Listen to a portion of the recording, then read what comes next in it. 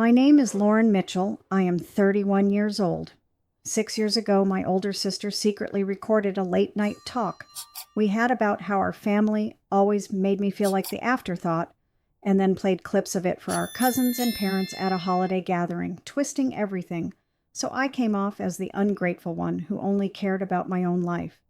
It spread like wildfire through our suburban Chicago circle and cost me a big promotion at work, plus years of sideways looks from relatives. Now I stood frozen in the packed emergency room waiting area at Chicago Memorial Hospital, while machines beeped and strangers stared my Uncle Richard Walsh, fighting for his life after a sudden stroke, and my sister Jessica burst through the double doors with our parents right behind her. She pointed straight at me and announced loud enough for the entire room to hear that I had no right to any say in his care, because of my track record of putting myself first every single time. The words sliced deep. But I lifted my chin and felt something steal up inside me. This time I was done letting her rewrite my story. If you have ever watched a sibling turn a family crisis into their personal stage for tearing you down, hit that like button and drop your own experience in the comments. I read every single one, and it helps more than you know. The fluorescent lights overhead buzzed like angry bees while I gripped the edge of the plastic chair harder than I meant to. My best friend Emily Harper sat right next to me, her nurse, scrubs still on from her shift downstairs, one hand resting lightly on my arm, like she was ready to steady me if I needed it. She had driven me here the second the call came about Uncle Richard. Emily had known me since high school and had seen enough of Jessica's games over the years to stay glued to my side. Across the room, my mother Susan clutched a crumpled tissue, while my father Michael paced in tight circles, both of them looking exhausted but not surprised by the scene unfolding. Then there was Jessica's husband Tyler Reed, leaning against the wall with his arms crossed, watching. Like this was just another episode of some reality show he got to enjoy from the sidelines. Jessica didn't waste a second. She stepped closer, her voice carrying that familiar mix of honey and razor blades. "You really think you belong here, Lauren? After everything, the doctors need to know the truth about how reliable you actually are." She turned slightly toward the nurse at the station, making sure her words landed for maximum audience. She disappeared on us before when it mattered. Left Uncle Richard hanging more than once while she chased her own little adventures. We can't have someone like that making decisions now. My stomach twisted so hard I thought I might be sick right there on the linoleum. Emily's hand tightened on my arm, but she stayed quiet, letting me handle it. I could feel the eyes of the other families in the waiting area, flicking our way the kind of suburban gossip network that would have this story all over our neighborhood group chat by morning. I forced my voice steady. "Jessica, this isn't the time or place. Uncle Richard raised both of us in different ways. I've been the one visiting him every week for the last 4 years, while you were busy with your perfect little life." She laughed short and sharp, the sound echoing off the walls. "Oh, please, visiting is easy. You've always been good at showing up for the photo op. But when real responsibility hits, you fold. Just like you did 6 years ago when you bailed on helping with Dad's surgery recovery because you had that big interview. Remember how that turned out?" Her eyes flicked to our parents, pulling them into her orbit the way she always did. "Mom, Dad, you both saw the messages I shared back then." She admitted she resented being asked to help. Said it was holding her back. My father Michael stopped pacing and rubbed the back of his neck, but he didn't contradict her. My mother Susan just looked down at her hands. That silence hit harder than anything Jessica had said. Emily leaned in close and whispered, "You don't have to take this right now. We can step outside." But I shook my head. Walking away would only give Jessica more ammunition. Before I could answer, a doctor in blue scrubs came through the swinging doors holding a clipboard. Jessica immediately pivoted, stepping forward like she owned the conversation. "Doctor, we need to be clear on next steps. My sister here has a history of unreliable choices. She shouldn't be involved in any medical decisions for Uncle Richard. We have power of attorney papers from years back that make more sense for us to handle this." The doctor blinked, glancing between us, clearly uncomfortable with the public airing. I felt my face burn. This was the exact kind of moment Jessica lived for, turning every family crisis into her platform. Uncle Richard had always been the steady one in my life, the one who stepped in when things got rough at home and taught me how to stand on my own. He wasn't blood to Jessica the same way he felt to me. He was my mother's brother, but he had practically helped raise me after a rough patch when I was 4 years old, and the family dynamics shifted. Jessica had always resented how close we were. Now she was using his stroke to push me out completely. I stood up slowly, heart hammering. That's not true. Uncle Richard asked me to be involved. He updated things last year. I have the documents in my email. Jessica's smile never reached her eyes. Documents, please. Everyone knows you've always exaggerated your role. Tyler backed me up here. Her husband shrugged, but the smirk on his face said he was enjoying the show. That was when my phone buzzed in my pocket, a text from my boss, Karen Ellis, at the logistics company where I worked as office manager. Heard there's drama with your family. Everything okay? Clients are asking if you're stable for the big presentation tomorrow. My blood ran cold. How had word already spread to work? Emily noticed my expression and stood up beside me. Lauren, let's get some air. You don't need this right now. But Jessica wasn't done. She pulled out her phone right there in the waiting room, fingers flying across the screen. You know what? The whole family chat needs the full picture. They deserve to know why you can't be trusted with something this important. She hit send before I could stop her. I watched her face that satisfied little tilt of her chin and realized this was only the beginning. The next few hours blurred into a tense standoff. Uncle Richard was stabilized enough for us to see him briefly, but the doctor pulled us into a side room to discuss options. Jessica dominated every word, painting me as the flighty one who had once walked away from family obligations 11 years earlier when I moved out at 20. She brought up old stories I thought were buried, twisting them until I sounded selfish and ungrateful. My father tried once to cut in, but Jessica shot him a look and he backed down. My mother stayed glued to Jessica's side, nodding along like always. David Brooks, the family friend who had handled Uncle Richard's legal papers last year, texted me privately that he could meet me tomorrow if I needed backup. I clung to that small lifeline. By the time we left the hospital around midnight, the damage was already spreading. My phone kept lighting up with messages from cousins and neighbors asking what was going on. Emily drove me home to my small duplex in the suburbs, the kind of quiet street where everyone knew everyone else's business. She's always been like this, Emily said quietly as we pulled into my driveway. But leaking it to the group chat, that's a new low even for her. You need to talk to David first thing. I nodded, but inside I was reeling. The presentation at work tomorrow suddenly felt impossible. Karen had already hinted that client confidence mattered, and now my family drama was bleeding into my professional life. I barely slept, staring at the ceiling while replaying Jessica's words. She had initiated every single jab, turning concern for Uncle Richard into a weapon aimed straight at me. And the worst part, it was working. By morning, a cousin had forwarded the chat to half the neighborhood, complete with Jessica's carefully worded summary of my pattern of letting people down. I dragged myself into the office the next day, trying to focus on the quarterly report. Karen Ellis called me into her office before lunch. Lauren, I got some concerning messages from people in the community. Is everything okay with your family? We can't have personal issues affecting client trust. Her tone was professional, but the concern in her eyes told me the exposure was already costing me. I assured her it was under control, but the knot in my stomach said otherwise. That afternoon my phone rang. It was David Brooks. Lauren, I reviewed the updated documents Uncle Richard signed last year. You do have a say in his care, but Jessica just called my office demanding copies and threatening to go public with more details if we don't side with her. She's escalating fast.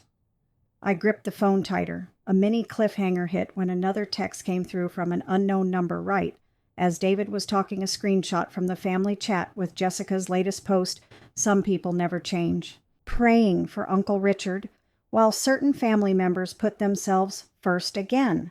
I told David I'd call him back and hung up, heart pounding. The public exposure was gaining speed, and Jessica had only just started. My reputation in our tight-knit suburban circle, the one I had spent years rebuilding, after her last stunt was crumbling in real time. I stared at my computer screen, the presentation slides blurring, knowing I had to decide soon how far I was willing to let this go before it destroyed everything I had worked for. But deep down, I already sensed the trap closing. Jessica had played this game before, and she always seemed to come out on top. The call with David left me staring at my phone screen like it might bite me. I forced myself to finish the presentation slides, but every notification ping made my shoulders tighten. By the time I hit send on the deck to Karen, my sister had already posted another update in the family group chat, this one, with a screenshot of an old text I'd sent her years ago, cropped just enough to make it look like I was complaining about Uncle Richard's endless needs. My mother replied with a sad face emoji and a, "We have to think about what's best for him now." My father stayed silent, which somehow stung worse. I drove straight from the office to the hospital that evening, hoping for a quiet moment with Uncle Richard. The nurses let me in for 10 minutes.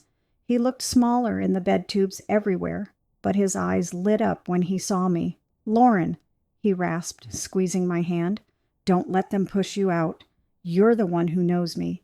His words gave me a flicker of strength, but when I stepped back into the hallway, my sister was already waiting, arms crossed Tyler right beside her, like backup. "You just can't stay away, can you?" she said, voice low, but sharp enough to carry down the corridor. "The doctor said family consensus matters here. And right now the consensus is, you're too emotionally unstable to help decide on his rehab placement." She glanced at Tyler, who nodded on cue. "Tell her, babe. You saw how she acted last night." Tyler cleared his throat. "Look, Lauren, it's not personal, but Jessica's been handling most of the paperwork for years. You show up for the big moments and then disappear. We're just trying to keep things smooth for Uncle Richard." His tone was calm, almost reasonable, but the way he avoided my eyes told me he was reciting lines she'd fed him. Before I could respond, my phone buzzed again. Karen Ellis this time. "Lauren, call me ASAP. The client just forwarded something from a concerned community member about your family situation. They're worried about reliability on the logistics contract." My stomach dropped. I stepped away from my sister to take the call, in the stairwell, heart hammering. Karen didn't yell, but her disappointment was clear. "This is the second time personal drama has touched the office in 6 years. We need to talk about your role on the team tomorrow." When I hung up, my sister had followed me. She leaned against the wall, scrolling her phone with a satisfied smile. "Word travels fast in our circle, doesn't it? Maybe if you stepped back from Uncle Richard's care, people would stop connecting the dots to your job. Just a thought." She said it like she was doing me a favor, but the glint in her eye was pure victory. My best friend Emily texted right then, heard from a nurse friend that Jessica is pushing for sole decision-maker status. Want me to come? I told her yes, but the damage was already snowballing. The next 2 days became a blur of back-and-forth hospital visits and late-night strategy calls with David Brooks. He confirmed the updated documents gave me joint input on Uncle Richard's long-term care, but my sister had filed an emergency motion with the family attorney to challenge them, claiming I had coerced the changes during a visit last year. Coerced. The word tasted like poison. David warned me the process could drag on for weeks, draining time and energy I didn't have with work deadlines looming. My mother finally pulled me aside in the hospital cafeteria on the 3rd morning. She stirred her coffee slowly, not meeting my eyes. "Your sister is only trying to protect everyone, Lauren. You've always been independent, which is great, but Uncle Richard needs consistency right now. Maybe it's better if you let her take the lead on the rehab decisions." Her voice was soft, almost pleading, but the message landed like a door slamming shut. I wanted to scream that I had been the consistent one, weekly visits, grocery runs, listening to his stories when no one else had time, but the words stuck in my throat. That afternoon, Jessica cornered me again outside Uncle Richard's room, while Emily stood guard a few feet away. "You know what the real problem is," my sister said, voice dripping with that fake concern she perfected years ago. You've never learned how to put family first. 6 years ago, you made it crystal clear you resented helping when it inconvenienced your precious career. Now you're doing the same thing to Uncle Richard. Some of us actually show up for the hard parts. Emily tried to step in, but Jessica waved her off. This is between sisters, Emily. Stay out of it. My hands shook as I pulled out the printed email from David showing the signed documents. These are legal, Jessica. Uncle Richard chose this setup himself. He told me last year he didn't want one person controlling everything. For a second, her mask-slipped eyes, narrowing jaw tight, but she recovered fast, snatching the papers and scanning them. Then she laughed. That short, cutting sound I hated. These are just pieces of paper. Family knows the truth. And right now, the family is siding with the person who's actually been reliable. She handed them back like they were trash. Tyler appeared at her side phone in hand. Babe, the group chat is blowing up again. Cousins are asking why Lauren is fighting this so hard. My sister's smile returned sharper than before. She turned to me one last time. Think about it, Lauren. If you keep pushing this, could affect more than just Uncle Richard. Your job, your reputation, in the neighborhood, everything. Is that really worth it? I walked out of the hospital that evening, feeling like the ground was shifting under me. Emily drove me home in silence for the first few blocks, then finally spoke. She's escalating because she knows she's losing control of the narrative. David said the motion hearing is scheduled for next week. You've got evidence on your side, but the words felt hollow against the growing pile of messages on my phone. Work colleagues asking if I was okay, a neighbor offering prayers that sounded more like judgment, even my father texting a single line, maybe give your sister some space on this one. That night, I sat at my kitchen table, staring at the documents David had sent over, the ones proving my uncle's clear wishes. My sister had turned a medical emergency into another chance to rewrite history with me as the villain, and the worst part was how easily everyone seemed to fall in line. The pressure was building to a breaking point. My boss had already scheduled a performance check-in. The family chat was a minefield of passive comments, and Uncle Richard's condition meant decisions couldn't wait forever. I felt the walls closing in the kind of slow squeeze my sister specialized in. Then, just after midnight, my phone lit up with a new message from an unknown number. It was a forwarded email chain between my sister and the hospital's social worker, time-stamped that evening. In it, she claimed I had a documented pattern of emotional manipulation and suggested I be restricted from visiting without supervision. Attached was a scanned copy of the old holiday gathering transcript she had twisted 6 years ago. My blood ran cold. She wasn't just fighting for control anymore. She was trying to have me legally sidelined from my uncle's life entirely. I stared at the screen, pulse racing, knowing the hearing next week would decide everything. But the real question hitting me now was whether fighting her would cost me the last scraps of peace I had left in this family. Because if I walked away, I'd lose the one person who had ever made me feel truly seen. If I stayed and fought, my sister would make sure the fallout followed me everywhere. The email chain stared back at me from the screen, my sister's words slicing through the quiet of my kitchen, like she was standing right there. She had gone straight to the hospital social worker, painting me as some kind of emotional manipulator with a documented pattern. I forwarded it to David Brooks immediately, my fingers shaking on the keys. He replied within minutes, "This is getting ugly fast. The emergency hearing is moved up to tomorrow afternoon. Bring every email and note you have from your uncle." I barely slept. The next morning, Karen Ellis pulled me into her office before I could even set my bag down. "Lauren, the client pulled the quarterly numbers this morning. They're citing personal distractions as a risk factor. I'm not saying it's fair, but we need to contain this. Can you step back from the family situation for the next couple weeks?" Her voice was kind, but the message was clear. My reputation was bleeding into my paycheck, and the logistics contract that kept half our team employed was suddenly on thin ice. I nodded numbly, promising to keep things professional, but inside the weight of it all pressed harder. My sister had turned a medical emergency into a full-blown campaign, and every text, every forwarded message chipped away at the life I had built outside her shadow. That afternoon, I met David at the courthouse annex, my best friend Emily Harper, right beside me for moral support. The small hearing room felt stifling, even with just a handful of us there. My sister walked in with Tyler on one side and my mother on the other, her chin high like she already owned the outcome. My father trailed behind, looking worn out. The social worker Linda Hayes sat at the table with a thick folder, and Nurse Carla Simmons from the hospital floor had been called in as a neutral witness to my uncle's recent wishes. My sister spoke first, of course. She leaned forward, voice smooth and full of that practiced concern. Your Honor, we're only here because my sister's involvement is creating unnecessary stress for everyone, including Uncle Richard. She has a history of putting her career ahead of family needs, and we have proof she influenced those document changes last year during a private visit when he was vulnerable. She slid copies across the table, including the old holiday transcript she had weaponized 6 years ago.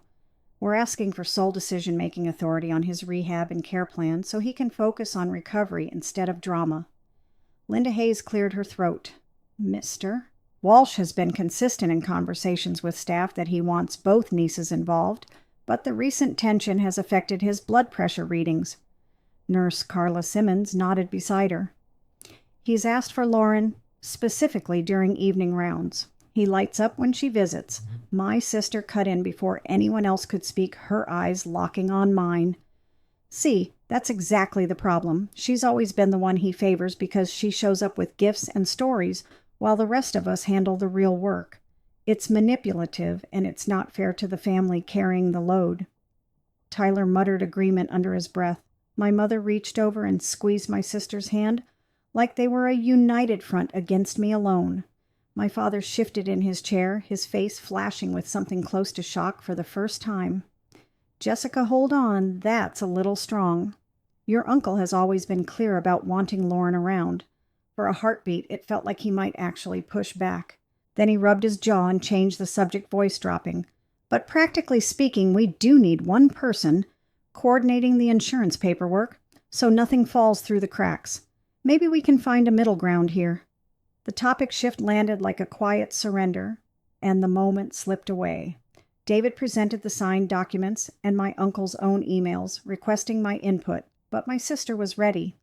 She pulled out printed screenshots from the family chat, highlighting messages where cousins had questioned my reliability. This isn't just my opinion, she said, voice rising. With that perfect mix of hurt and righteousness, the whole extended family sees it. Lauren's choices have consequences, and right now, those consequences are hurting Uncle Richard. The hearing dragged on for another 40 minutes of back and forth.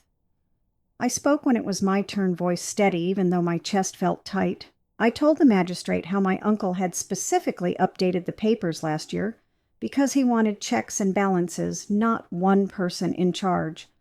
But every point I made, my sister twisted with a quick counter, always starting the jab herself, always making sure the room heard her first. When the magistrate finally ruled, the words hit like a slow-moving freight train. He granted my sister primary decision-making authority on medical and rehab choices, citing the need for family stability and noting the documented tension. I could remain involved as a visitor, but any disputes would default to her. David looked apologetic. We can appeal, but it'll take months and more money than it's worth right now. I sat there numb while my sister hugged my mother and Tyler clapped her on the back like they had just won a prize. My father gave me a half shrug, mumbling something about everyone doing what's best, then quickly changed the subject to the weather on the drive home. Emily squeezed my hand under the table, but even she looked defeated. The next few days, I kept my promise to Karen and stayed away from the hospital as much as I could. My sister sent updates through the group chat, cheerful little notes about my uncle's progress that somehow always managed to mention how peaceful things felt now that decisions were streamlined. I visited twice, sneaking in during off hours. My uncle looked frailer each time. On the second visit, he gripped my hand and whispered, "I tried to fight it, kiddo. She came in here telling me stories about you that didn't sound right. I'm sorry." His words cracked something open inside me, but I just smiled and told him I understood. The final blow came 4 days later. My sister called me while I was at my desk pretending to work. "Lauren, Uncle Richard is being transferred to the rehab facility tomorrow. The family decided it's best if you give him some space to settle in without the added stress. He needs calm right now." Her tone was almost gentle, but the steel underneath was unmistakable. "You've done enough." I wanted to scream at her to tell her exactly what kind of sister she had become. Instead, I heard myself say, "Fine, tell him I love him." The words tasted like ash. I hung up and stared at the wall until Karen knocked on my door to check on me. That evening, I sat on my couch with Emily, the duplex, feeling smaller than ever. I had chosen the lesser evil, stepping back to protect my job, my reputation, the fragile peace I had scraped together after her last stunt 6 years ago. But in doing so, I had handed my sister exactly what she wanted: control over the one person who had always made me feel like I belonged somewhere. My uncle's recovery would happen without me there the way it should have. The family would keep orbiting around her version of events, and I would be the one on the outside looking in. My father texted once a short note about hoping I was okay, but when I called him back, he changed the subject to a football game on TV. My mother sent a single message saying she hoped I understood.